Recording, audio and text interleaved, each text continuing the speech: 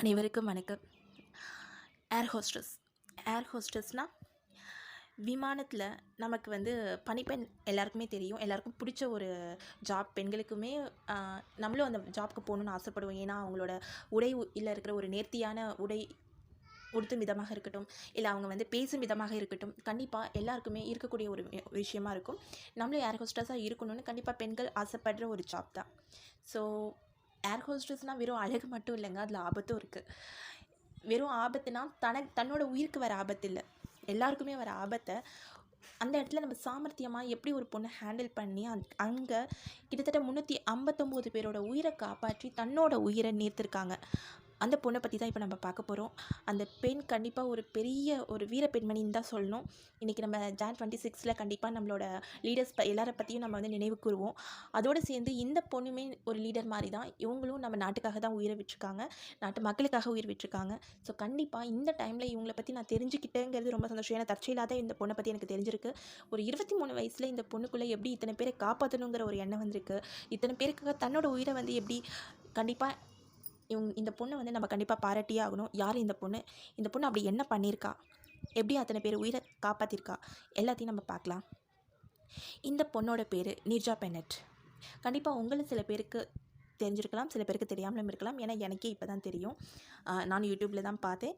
நீங்களும் இந்த பொண்ணை பற்றிய விஷயங்கள் கண்டிப்பாக கூகுள் பண்ணி பாருங்கள். இந்த பொண்ணு பார்த்திங்கன்னா நிர்ஜா பென்னட் தன்னோட வீட்டில், அதாவது இவங்களுக்கு பிரதர்ஸ்லாம் இருக்காங்க, இருந்தாலும் அவங்க வீட்டை ரொம்ப செல்ல பொண்ணாக 1963 7th செப்டம்பரில் பிறந்திருக்காங்க. ரொம்பவே செல்ல பொண்ணு. ஏன்னா 2 பசங்க இருக்கிறதுனால இது பொண்ணு ஒரே ஒரு பொண்ணுங்கிறதுனால ரொம்ப செல்ல பொண்ணு.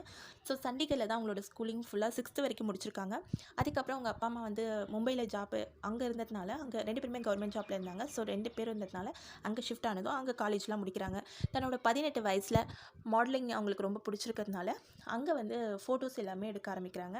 ஸோ ஃபோட்டோகிராஃபர் மூலயமா செலக்ட் பண்ணி ஃபோட்டோஸ் எல்லாமே பல ஆட்ஸுக்கு கிடைக்கிறதுக்கு ஒரு யூஸ்ஃபுல்லாக இருக்குது. ஸோ அவங்க நிறைய ஆட்லலாம் நடிக்க ஆரம்பிக்கிறாங்க. அப்புறம் மேகசின் கவர்லலாம் வராங்க.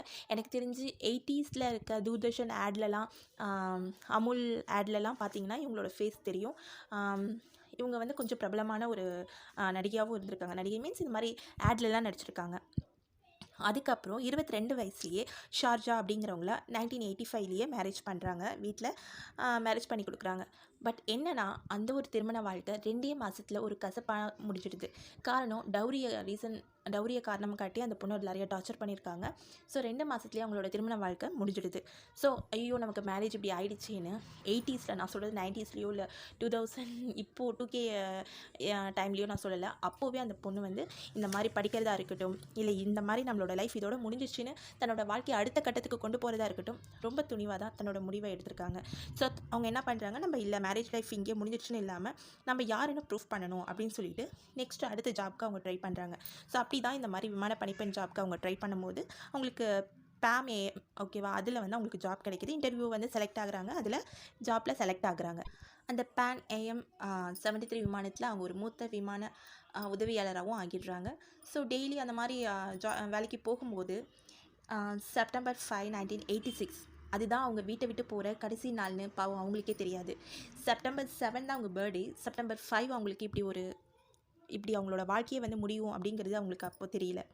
ஸோ அன்றைக்கி அவங்க வீட்டை விட்டு போகிற அன்னைக்கு மும்பையிலேருந்து அமெரிக்கா செல்கிற PAN AM 73, அதாவது 1986 September 5 அன்றைக்கி அது புறப்படுது.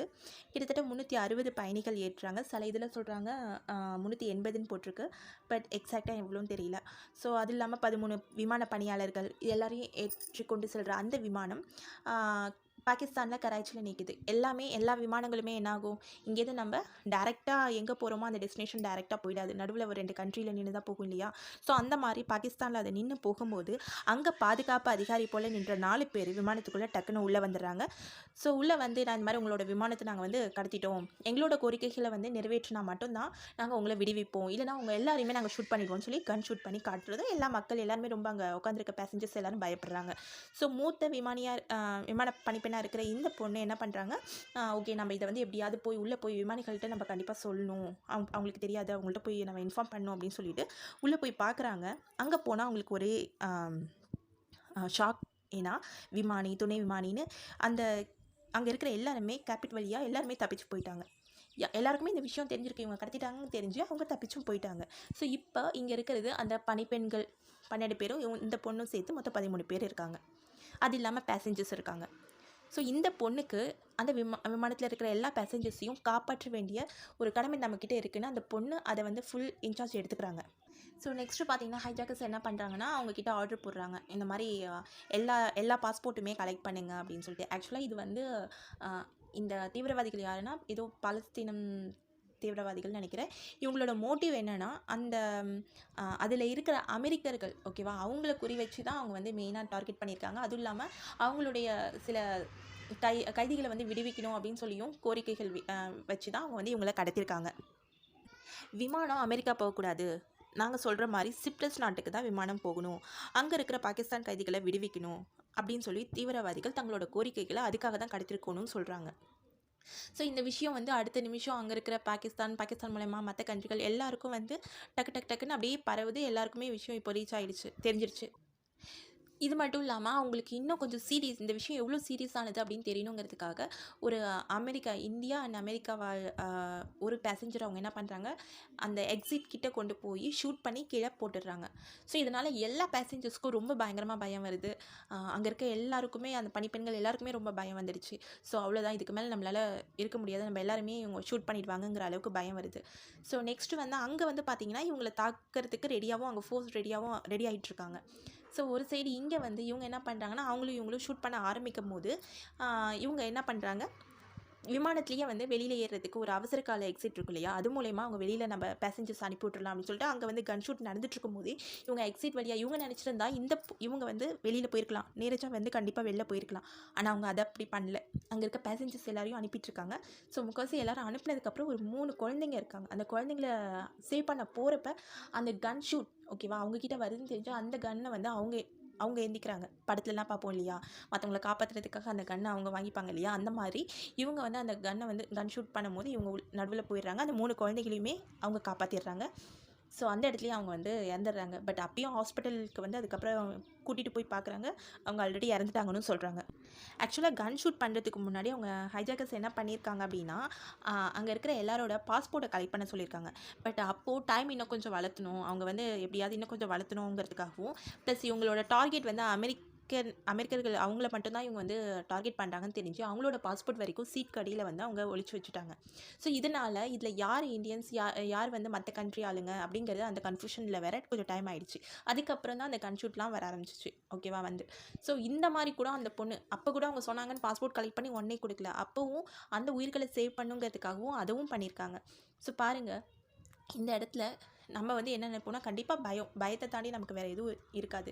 அந்த நேரத்துலையும் அந்த உயிர்களையும் அப்போ சேவ் பண்ணியிருக்காங்க.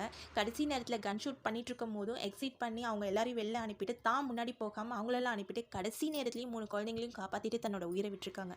இப்போ சொல்லுங்கள், இவங்க கண்டிப்பாக நம்ம நாட்டுக்காக போராடின தலைவர்களை எப்படி நம்ம நினைவு கூறுறோமோ அதே மாதிரி இவங்களையும் கண்டிப்பாக நம்ம நினைவு கூறணும். இவங்க கண்டிப்பாக ஒரு வீர பெண்மணி தான் சொல்லணும். அதனால தான் இவங்க இறந்ததுக்கப்புறம் கவர்மெண்ட் இவங்களுக்கு வந்து நிறைய விருதுகளும் வழங்கியிருக்கு. நம்ம இந்தியாவிலேயே ஒரு ஹையஸ்ட் பீஸ் டைம் அவார்டாக நம்ம கன்சிடர் பண்ணுறது அசோக் சக்ரா. ஸோ அசோக் சக்ரா அவார்டும் அவங்களுக்கு கொடுத்துருக்காங்க. ப்ளஸ் வந்து இவங்க வீட்லேயே வந்து இவங்களோட பேரில், நேர்ஜாங்கிற இவங்களோட பேரில் ட்ரஸ்ட் ஆரம்பித்து அது மூலயமா வருஷம் வந்து யார் வந்து வீரதீர செயல் செய்கிற பெண்கள் இந்த மாதிரி இதில் வந்து செய்கிறாங்களோ அவங்களுக்கு அவார்ட் கொடுத்துட்ருக்காங்க. அதில் சர்டிஃபிகேட், 1 லட்சம் பணம், இது எல்லாமே அவங்களும் கொடுத்துட்ருக்காங்க. அவங்க வீட்டு சைடில் தன்னோட பொண்ணோட ஞாபகமாக அவங்களும் இதை பண்ணிகிட்ருக்காங்க. ப்ளஸ் இப்போது வந்து 2016 வந்து பார்த்திங்கன்னா பாலிவுட்டில் நீர்ஜா அப்படிங்கிற இந்த ஸ்டோரி பேஸ் பண்ணி ஃபிலிமும் வந்திருக்கு ஓகேவா. ஸோ சோனம் கபூர் தான் அதில் வந்து நீர்ஜாங்கிற இந்த கேரக்டர்லையும், இந்த பொண்ணோட கேரக்டரில் நடித்தது அவங்க தான். ஸோ இந்த பொண்ணு பற்றி நீங்கள் என்ன நினைக்கிறீங்க? எவ்வளோ தூரம் இவங்க வந்து இத்தனை பேரோட லைஃப்பை சேவ் பண்ணியிருக்காங்க. கண்டிப்பாக இவங்க வந்து ஒரு இத்தனை பேரோட உயிரை காப்பாற்றி தன்னோட வாழ்க்கையை உயிர் நீத்த ஒரு தியாகின்னு தான் நம்ம சொல்லணும். ஒரு வீர பெண்மணின்னு தான் கண்டிப்பாக நம்ம சொல்லணும்.